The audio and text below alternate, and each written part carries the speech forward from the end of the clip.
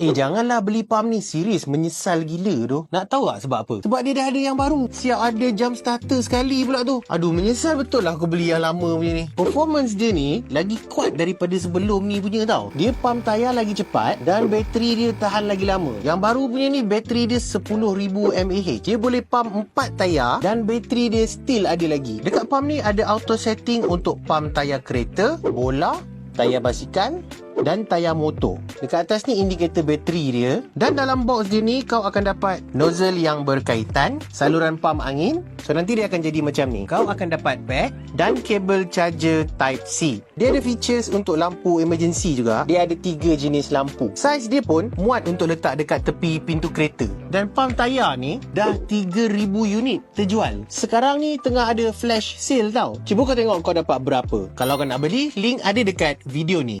Percuma segera penitis cala untuk kereta. Boleh digunakan untuk semua jenis kereta dan warna.